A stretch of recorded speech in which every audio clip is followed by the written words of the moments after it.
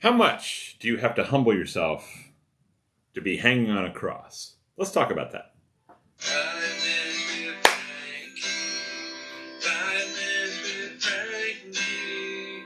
5 minutes with him to talk about the Lord. Yeah. Good morning, beautiful people. It is Monday. Can you believe it? Can't believe it. Diet Decaf Tea Turkey Hill, not a sponsor. Mandalorian, not a sponsor. Monadnock Christian Ministry, not a sponsor. Anyway, so how much do you have to humble yourself, really, to hang on a cross? Well, first of all, let's talk about hanging on a cross. At that time, hanging on a cross was just humiliating. It was nasty death. It was slow, painful, arduous. It was very hurtful. The human body, they had the perfect way to torture a human body. They would put nails in you. They would give you just enough step to breathe, to go up and down, and pretty much drown yourself in your fluids. If you didn't do that, then they would come and break your knees, and you would lose loss of blood. Just nasty way to die. Typically, you were naked. And humiliated and shamed and everything on that cross. And then you have the most innocent of innocent people, the most holy of holies, and he got hung on a cross. Crazy, isn't it? Crazy what Jesus did for us. He humbled himself on a cross in an appearance of man. Now, Jesus was 100% man and 100% God. And so he felt every nail, he felt every whip, he felt every thorn, he felt every, piercing in his body. He felt every, drowning in his blood, coughing, nastiness. He was beaten beyond recognition. And, he was definitely humbled on the cross. And he chose to do that for us. He chose to do that for the world. He chose to do that even if people hate him, don't acknowledge him, don't believe in him. He did it for the whole world. So it could be rescued and brought back to God. So that God the Father would be pleased with us because Jesus did that. And so when we look at Philippians chapter 2, verse 8, and this week between him coming to Jerusalem, Palm Sunday, and Good Friday,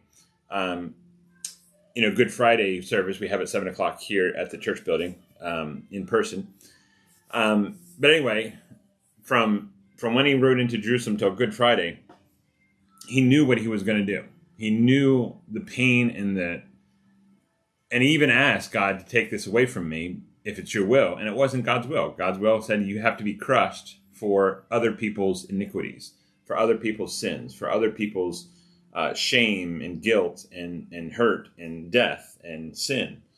And so in Philippians chapter 2, verse 8, it says this, "And being found in appearance as a man, he humbled himself by becoming obedient to death, even death on a cross." So not even like, a fast death. He was slow and painful. And then, of all things, he said, "Father, forgive them, for they don't know what they're doing." I mean, that's crazy to me.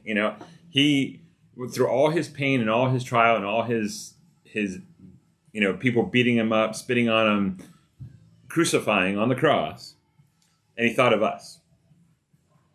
He thought of the people who were crucifying him before himself.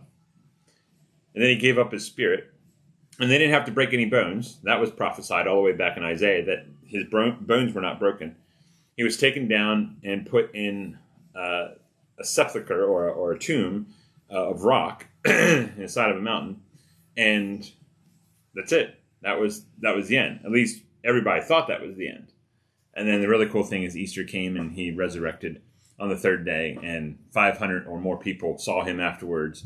There's historical records that he was around. That there's historical records that there's no grave site with bones in it. And it's amazing. And he's sitting at the right hand of God with authority and power and justice and grace. But he had to do that. That was planned all the way back from the beginning of the world. This was his plan.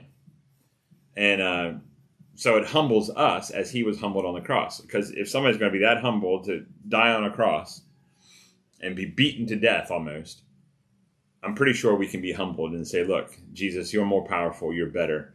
Thank you for bringing us to God. So hopefully my encouragement is, where's your relationship with God through Jesus? Where is it? Self-examine yourself. See if you need to be humbled once more. Maybe not on the cross, but let Jesus hang there for you so we can be humbled in our lives. I love you. Jesus loves you too. You have a great Monday. Bye-bye now.